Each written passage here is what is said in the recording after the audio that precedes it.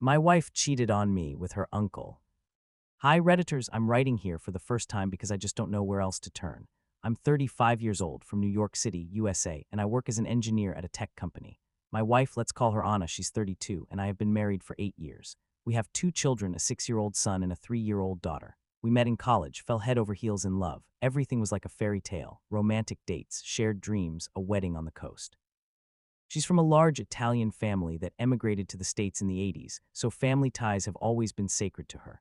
I thought our life was perfect, a house in the suburbs, a stable job, weekly family dinners, vacations in Europe. But last month, everything was turned upside down. I found out that Anna is cheating on me, with her own uncle, her mother's brother, who is 55 years old. It sounds like some kind of nightmare movie, but this is reality. Let me tell you everything in order, because I need to talk it out, otherwise I'll go crazy. Our family has always been close with her relatives. The uncle, let's call him Marco, is a widower, lives alone in Brooklyn, works as a mechanic. He was always a part of our life. He came for holidays, helped with repairs around the house, even played with the kids. I trusted him like my own. Anna often went to his place to help with housework, to clean, cook, because she said he was lonely after his wife's death 5 years ago. I never suspected anything bad because why would I? She came home tired but happy, said she was glad to help family. But something changed in the last 6 months. Anna became nervous, often looked at her phone, hid it from me. Sex between us became less frequent. She blamed tiredness from work. She's a school teacher and the kids. I thought it was just marital routine, maybe a midlife crisis or something. I tried to be romantic, flowers, dinners, but she brushed it off. Then I noticed she was going to Marco's more often, even on weekends when I suggested family outings. Once she said, "Uncle is sick, I need to take care of him," but when I called him to ask if he needed any help, he was surprised and said everything was fine. My heart began to sink with suspicion, but I'm not the type to spy. Everything was revealed by accident. My best friend, whom I've known since college, let's call him Tom, called me last week and said he needed to talk about something serious. We met at a bar after work and he told me, "Bro, I don't know how to say this, but I saw Anna with her uncle Marco. They were in a park in Brooklyn, not far from his house. They weren't just walking, they were very close, hugging, kissing like a couple in love. I thought I was mistaken, but it was definitely them. I couldn't not tell you because you're my friend." Tom said it happened a couple of days ago when he was in that area on business. He even showed me a photo from his phone blurry, but you could see the figures hugging and the faces are recognizable. I sat there in the bar and felt like the world was collapsing. Shock, disgust, anger, everything mixed together. How with her uncle? This is incest, isn't it? Thoughts about the kids, our family, how this would affect everyone were spinning in my head. I couldn't take it and immediately went home and confronted Anna. At first she denied it, cried, said Tom was mistaken. It was just a family hug. But when I told her the details and showed her Tom's photo, she confessed. She said it started with conversations about the past, then became physical. "I don't know why," she sobbed, "but it's an emotional connection through family trauma. Her father died early. The uncle was like a father to her. I love you. I want to fix everything." She confessed it had been going on for at least a year, meetings at his apartment, sometimes in motels outside the city. I threw her out of the house that night. She went to a friend's place. The kids asked where mom was. I said she was visiting a friend. Now I'm alone with them, not sleeping at night, thinking about what to do. Divorce, therapy, tell the family. Her mother adores her brother. This will destroy everyone. I feel betrayed not only as a husband, but as a part of the family. This is worse than a regular affair because now holidays, meetings, everything is poisoned. And also this friend, I thank him, but now I'm paranoid thinking, did anyone else know? What do you advise? Has anyone been through something similar with relatives? How to survive this pain? I'm just in despair. Thank you for reading to the end. Update 1s. Hi everyone, thank you for all your comments and messages under the original post. I've read most of them, and your words of support really helped me not to lose my mind in these first days. Many advised me to contact a lawyer, not to rush decisions, and to take care of the kids. I've taken all that into account. It's been 3 days since that terrible night when I confronted Anna, and the situation is only getting more complicated. I decided to write this update because I need to talk it out, and also, maybe someone will give more advice based on the new details. First, about the kids, they still think mom is visiting a friend because of work. My son, 6 years old, constantly asks when she's coming back, and I try to distract him with games and cartoons, but he senses something is wrong. Last night he cried before bed. My daughter, 3 years old, is still little but also misses her, calls mama all the time. I took time off work, told my boss it's family problems, and now I'm staying home with them. I make breakfasts, take my son to school, he's in first grade, play with my daughter with dolls. I'm trying to keep a routine, but inside I'm shattered. I don't sleep at night, drink liters of coffee, think about all this shit. Anna calls every day, begs to come back, says she made a mistake and wants couples therapy. I didn't answer at first, but last night I agreed to meet in a neutral place, at a coffee shop in Midtown Manhattan, so not at home because I don't want the kids to hear. She came in crying with red eyes in the same sweater I gave her for her birthday. She said it all started a year ago, after a family Thanksgiving gathering, when they were left alone at Marco's because I was at a corporate party. They drank wine, talked about her childhood. Her father died when she was 10, and Marco was like a replacement, helped financially, taught her to drive. It was emotional, she said, and then it became physical. I felt guilty, but I couldn't stop because he understood me on a deeper level. She confessed they met 2-3 times a week, sometimes at his apartment in Brooklyn, sometimes they went to a motel in New Jersey to avoid risk. She sent him photos because he asked, and I wanted to please him. When I asked about incest, she denied it. He's not a blood relative in the full sense. He's my mother's brother, but I know it's wrong. But it's still incest, right? In New York, it's even illegal, isn't it? Someone wrote about it in the comments. She swore she only loves me, that it's a crisis, and begged me not to tell the family because mom won't survive, she has a weak heart. I sat there, drank coffee that tasted like poison, and felt disgust. I told her I was thinking about divorce, and she burst into tears, attracting the attention of the entire cafe. I left, promising nothing. Then I called Tom, the friend who told me everything. He confirmed the photo was real and added details. He saw them in Prospect Park in Brooklyn. They were sitting on a bench, hugging, kissing, laughing. She looked happy, bro, he said, like on a first date. Tom advised me to go to a lawyer because in New York, divorce with kids is a custody nightmare. I found a lawyer through recommendations, thanks to the Redditors who wrote about resources. Met with him this morning in his Midtown office. The lawyer, a man around 50, experienced in family law, listened to everything, looked at the photo from Tom, and said this was strong evidence of adultery.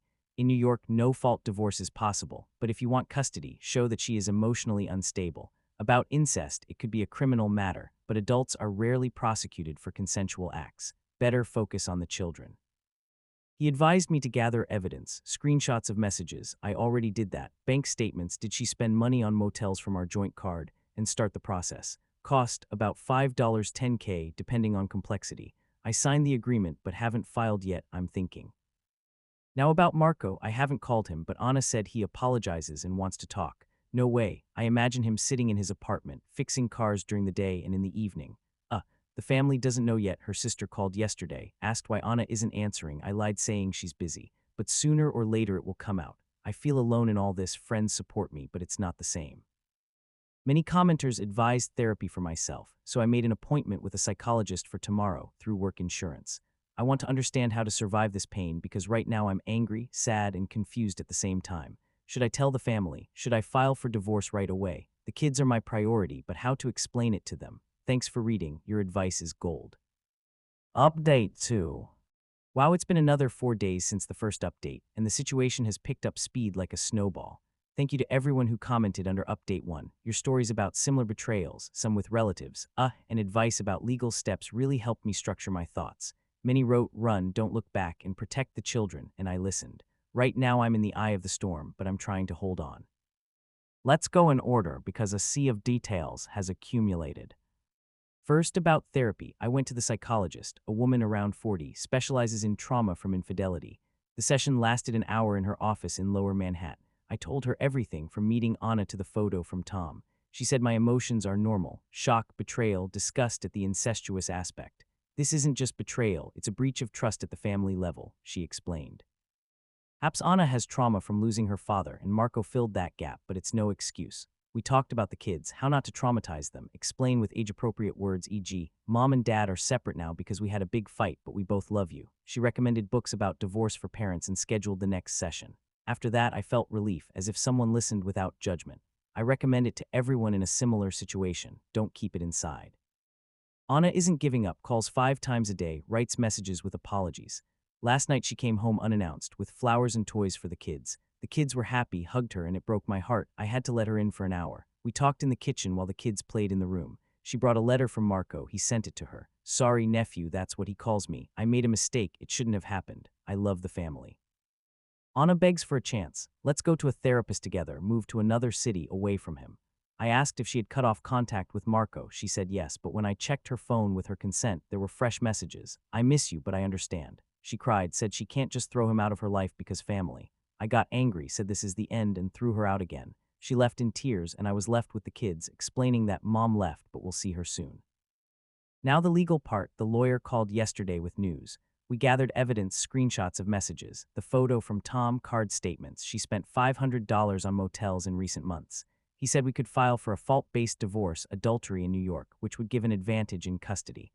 The children will stay with you, he assured me, because you are stable and she is in emotional chaos. We also discussed finances. The house is jointly owned, bought 5 years ago for $600K, now worth more. Her teacher's salary about $60K a year, mine $120K. The lawyer advised temporary custody. File a petition with the court for the children to be with me and she would have supervised visits. I agreed, and this morning we filed the papers in Brooklyn Family Court. Anna will get the summons tomorrow. I'm afraid of her reaction. About incest, the lawyer said that in New York, consenting adults aren't punished, but if there was coercion, then yes. Anna denies coercion, so we won't dig deeper to avoid traumatizing the family. The family found out. Her sister, younger, 28, called me this morning, yelled, "What have you done?" Anna is hysterical. It turned out Anna told her everything, but in her version, emotional connection, a mistake. The sister is shocked about Marco, says he was always weird but didn't think it would come to this. Anna's mother, she's 75, lives in Queens, doesn't know yet. The sister is afraid to tell her because of her health. I told the sister I don't want drama, but I'm protecting the children. She promised to help with the kids if needed. Marco hasn't called, but Tom said he heard from mutual acquaintances. We're all from the Italian community, that Marco disappeared, not showing up for work. Maybe he's ashamed. I'm trying to move on now, sign the kids up for extra activities, son for soccer, daughter for drawing to distract them. I'm drinking less coffee, trying to run in the park in the morning. But it hurts. I think about our happy years, wedding photos, vacations in Italy. Am I doing the right thing? Should I give therapy a chance? Many commenters said no, betrayal with a relative is unforgivable. Please advise how to talk to the kids about divorce. And what to do with the family for Christmas. It's approaching. Thank you, Reddit. You are my support in this hell. Updates 3. Hello to everyone following my story. 2 weeks have passed since Update 2, and I can't believe how fast everything is moving, like in some thriller where you don't control the plot. Thank you for the hundreds of comments. Your stories about divorce, advice about child custody, and even jokes, some of them actually made me smile for the first time in a month, helped me hold on. Many wrote, "Don't back down, protect yourself and the children," and I'm doing that. But emotionally, it's draining. I've lost 5 kg because I have no appetite, and I started taking antidepressants prescribed by my therapist. More on that later. Let's go in order, because so many details have accumulated I could write a book. First, the legal front. Anna received the court summons a day after filing. She called hysterically, screamed, "How could you? This will ruin everything." I didn't respond emotionally, just said it's for the children and hung up. The lawyer arranged a temporary hearing in Brooklyn Family Court. It was last week, in a cold hall with a bunch of other couples who looked just as ruined. The judge, a woman around 60, strict but fair, listened to us both. I presented evidence, the photo from Tom, screenshots of messages where Anna and Marco exchanged intimate details like "Remember that motel in Jersey?" Card statements. She spent $800 on hotels and gifts for him, perfume, clothes. Anna's lawyer, she hired someone cheap through a friend, tried to portray it as an emotional connection, not adultery, but the judge interrupted. This is classic adultery, plus the incestuous element makes it even worse for family stability. Result, temporary custody of the children to me. Anna can see them twice a week under my supervision or in a neutral place like a park. Finances. She pays temporary child support, about $500 a month from her salary, and the house remains with me until a final decision. Full divorce in 3-6 months, depending on negotiations. The lawyer said we could avoid trial if she agrees to my terms. Full custody to me, visits for her, and she only takes her belongings. She doesn't agree yet, says she will fight for the children. Now about the family, it exploded like a bomb. Anna's mother found out from the sister. Remember, I wrote about her in Update 2. The sister told her softly, but the old woman had a hysterical fit, called me in the middle of the night, sobbed, "How could Marco? He's my brother and Anna is my daughter. This is a sin." It turned out the mother suspected something strange. Marco was always too close with Anna in childhood, but thought it was just uncle-niece. Now she's in the hospital with high blood pressure. Doctors say it's stress. Anna's sister is on my side, came to my house with food, Italian pasta like in the old days, helped with the kids, said, "Marco is a bastard, I'm not communicating with him." Marco finally called me yesterday, his voice trembled. "Son, I'm sorry, it was a mistake. I love Anna like a daughter, but it happened. I got angry. Like a daughter? You slept with her, you're sick." He cried, said he would go to a therapist, move to another state, maybe to Florida, where he has relatives. I told him not to come near us or I'd go to the police, although the lawyer says incest between adults in New York isn't a crime if consensual. The rest of the family, cousins, aunts, is divided. Some on Anna's side, family forgives. Others on mine, betrayal is the end. Thanksgiving is approaching, and the traditional family gathering is canceled. No one wants to see Marco or Anna. I'm planning a small celebration at home with the kids and Tom, my friend. Maybe we'll order a turkey for delivery. The children, this is the hardest part. My son, now almost 7, started asking more, why doesn't mom live with us? Are you getting divorced? I sat with him on the couch as the therapist advised and said simply, Mom and Dad had a big fight and we live separately now, but we both love you and your sister. Mom comes to visit. He cried, hugged me, said, I don't want mom to leave. My daughter doesn't understand yet, but calls for mom every morning. Anna saw them yesterday in the park. I sat nearby, observing. She played with them, brought toys, but I saw her looking at me with hope. The kids were happy, but in the evening my son said, Mom is sad, why? I'm trying to keep them in a routine. School, soccer for my son, drawing for my daughter, bedtime stories. I signed them up with a child psychologist. The first session is next week to help process emotions. Therapy for me, I go twice a week now. The therapist helped me sort out my feelings, anger at Anna, disgust towards Marco, grief for the lost life. You are a victim, but you can become stronger, she says. We talked about Anna's childhood, losing her father, Marco, as a father figure. Maybe it's Stockholm Syndrome or something similar, but it doesn't excuse it. She advised me not to rush into new relationships, focus on myself. I started running every day in Prospect Park, ironically, where Tom saw them, listened to podcasts about divorce. Friends support me. Tom comes over for beer, tells jokes to lighten the mood. Work, I returned, my boss is understanding, gave me a flexible schedule. But at night it all comes back, dreams of our wedding on the Long Island coast, vacations in Europe, we were in Rome, where Anna laughed at my accent. Why did she do it? Was I blind? Many commenters wrote that betrayal with a relative is a red flag for life, and I agree. Should I forgive? No, trust is destroyed. Advise me how to organize Thanksgiving without drama, how to explain to the kids about Marco they loved him as an uncle, and should I file for full custody or give her joint? Thank you, Reddit. You are my therapy in my pocket. Final update. Hello everyone, for the last time. This will be my final update, as I've decided to close this chapter and move on. 3 months have passed since update 3. It's early February, snow in New York, and I'm trying to find beauty in it. Thank you for the thousands of comments, PMs, and even gifts. Someone sent a book about divorce. Thank you, anonymous Redditor. Your words helped me get through hell, from your strong bro to detailed advice about legal nuances. Many asked how it ended, so here's the full picture. I'm writing this from a new beginning, and it feels good. The divorce is final. We avoided a full trial, signed an agreement 2 weeks ago at the lawyer's office. Anna agreed to my terms after long negotiations. Her lawyer pressured her, but the evidence was ironclad. Custody, primary with me, she sees the children 3 times a week, twice unsupervised, 1 with me if needed. Alimony, she pays $800 a month for the children, plus half of school expenses.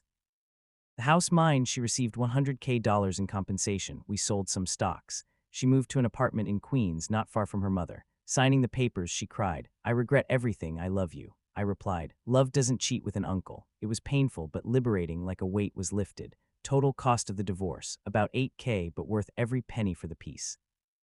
Family, Anna's mother forgave her daughter, but not Marco, kicked him out of family chats, didn't invite him for Christmas. Marco moved to Florida, works at an auto shop there, doesn't contact us. Anna's sister became my ally, helps with the kids, even said, you're a better father than she is a mother right now. Christmas was quiet, me, the kids, Tom, and Anna's sister. We roasted a turkey, watched movies. The kids got presents. No drama, as you advised. The rest of the family adapted, some still whisper, but I ignore it. The children, they adapted better than I expected. My son sees a psychologist, draws pictures of the family with mom separately, but says, I love you both. My daughter is growing, learning to say daddy is the best. We established a routine, weekends with mom, she takes them to the zoo or movies, weekdays with me. I explained about Marco simply. Uncle Marco went far away, we don't see him. They don't ask much, kids are resilient.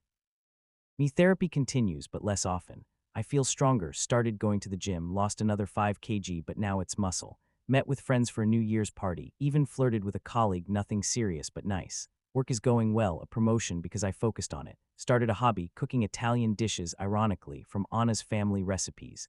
At night, I still think about the betrayal, but less, it's like a healing scar. I understood the betrayal wasn't about me, it was about her problems. My advice, if in a similar situation, don't ignore red flags, contact professionals immediately, and remember, life goes on.